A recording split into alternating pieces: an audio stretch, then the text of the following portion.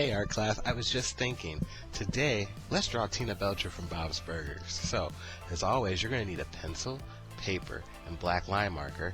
And then for colors today, we'll be using light blue, purple, black, and yellow. Alright guys, let's get this Monday art class going.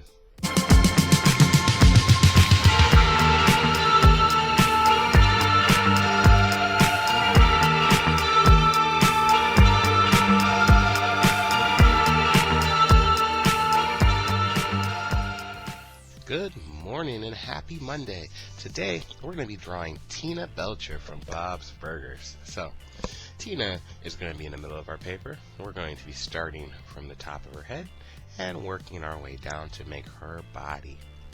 We're going to start Tina by creating an oval towards the top of our paper to make her head. We're going to start all of our lines very lightly because there's going to be some things we erase today. So don't feel the need to be perfect. And kind of just sketch and draw a little bit with me. Like I said, the first thing we're going to do is make her head a nice oval shape. This is going to allow us to have some room to create her eyes, nose, and mouth. We're also going to work off of this shape in order to create her neck. So, once we have this shape kind of put together, what you're going to want to do is go towards the bottom of it. At the bottom here, I want you to come in on both sides a little bit and come straight down. So if you can imagine coming in and going straight down on both sides. I'm going to start kind of creating a neck. Once you come down on both sides a good amount, we're going to go ahead and create a curved line going from one side to another. Now this is important because on Tina, her neck and her lower head blend together. So once we've created this shape, we're going to erase that bottom of our head and allow it all to be one shape. Once we have this as a shape, if you can think about where that bottom of our head, that line did go across, instead of that line here, right in the middle, we're going to make a curved line to create Tina's chin. Okay? And right above that, a little bit, we're going to go from one side to the other, creating a straight line to make Tina's mouth. Okay? Now, I'm not going to do her nose next. I'm actually going to go up to the front and start working up to the top, or middle, I should say, and work my way back down. So, I'm going to start with her glasses now. And for her glasses, so I'm going to come up towards the middle of my head and I'm going to make a line across. And then off of this line, I'm going to build down two rectangle shapes on each side. And those shapes are going to be touching the sides of my face, but they're going to round slightly at the bottom. In between these two shapes, I'm going to make a slight arch that can go up and touch that top line, and then I'm going to double that by making another one.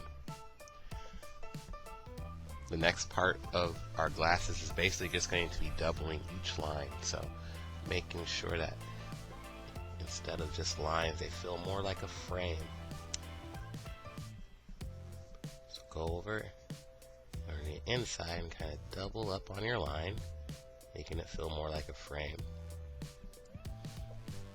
These are going to look weird until we color them in, because the darkness in the color gives them real value.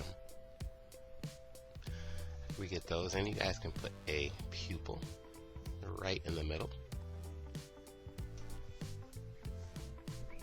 And we can put in our nose, which is going to go below our glasses, straight in the middle of our face. It's going to go down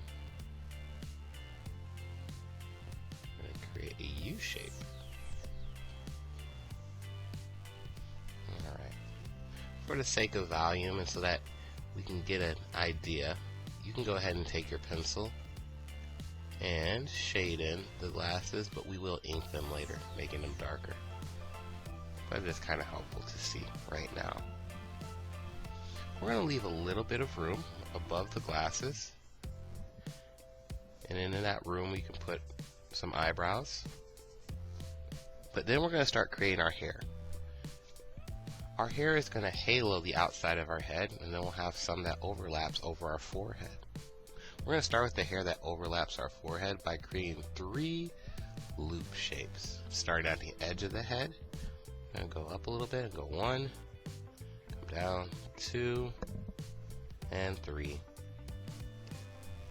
Notice how they overlap the top of the head, and they're going to give us some hair.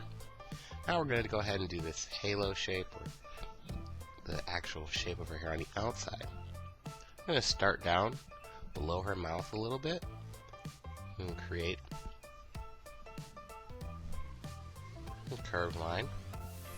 And I'm going to do another one. I'm going to do this on both sides of the head. And then I'm literally just going to go up, come all the way around. You can meet at the top if you want to do that too. Come up on both sides. That's easier for you to keep it straight, and kind of round the top.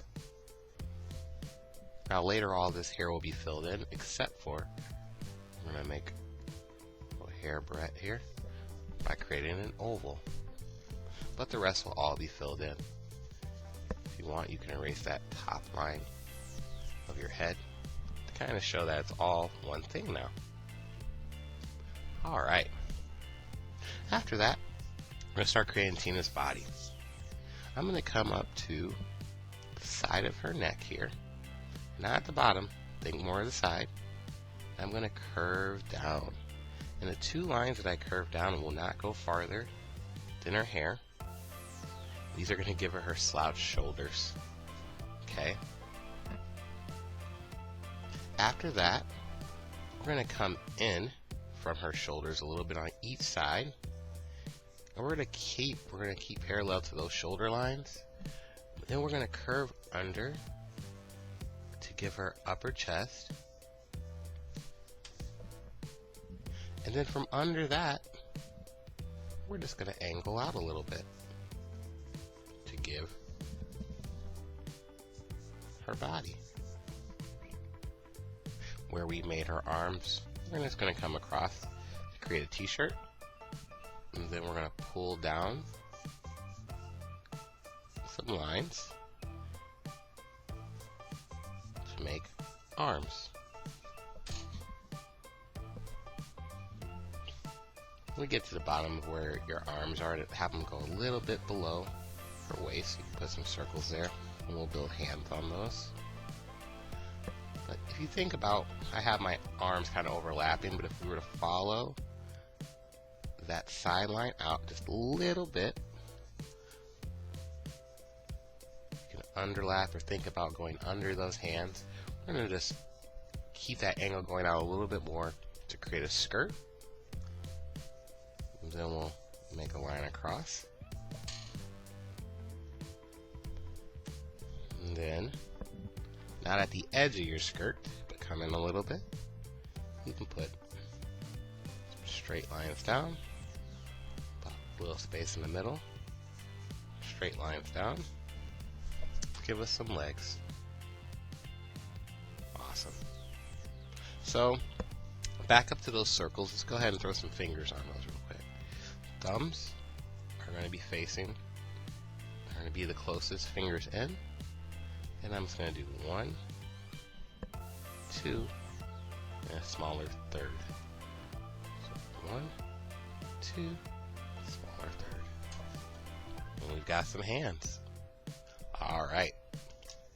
I'm going to go ahead and add some ink so that we can get our definite final lines on this.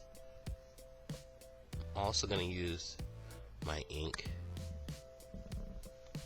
to color in some of the black details on my picture, so I'm going to use my ink to color in my glasses here, which will help out too. because it'll give them a darker color than the hair. I will use black color pencil for the hair, but by using black for the glasses, they look like two different color blacks and two different materials, which is good. So I've got my glasses, my nose, mouth, chin, side of my face. That's the neck. Talked about this before. I kind of will work from the top to bottom, or working almost in the same way that I drew it. Give me a little muscle memory, give me a little refresher about how I came up with the character, how I went through it. And that way, if I want to draw it again, it's a little bit more practice, right? 1, 2, 3, 4, fingers up to the top. Across our skirt there. Awesome. Are you guys thinking what I'm thinking? It's time to color, right? I think you're right. Well, I'm going to put a little, I think we can see the top of her socks here. Put a little line at the top of her socks there. But you're right, guys. Let's color.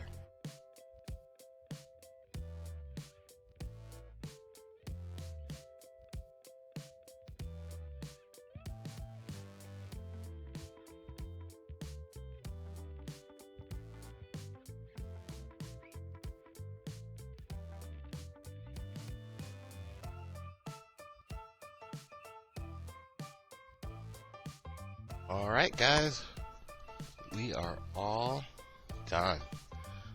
A little red on the tops of socks. And if you guys want to make an awesome background, you're always more than welcome to do it.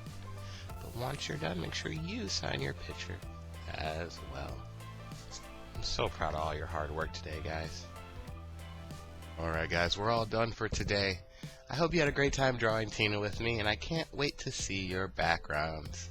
Until tomorrow, be kind and creative, and have an amazing day. I'll talk to you later. Bye-bye.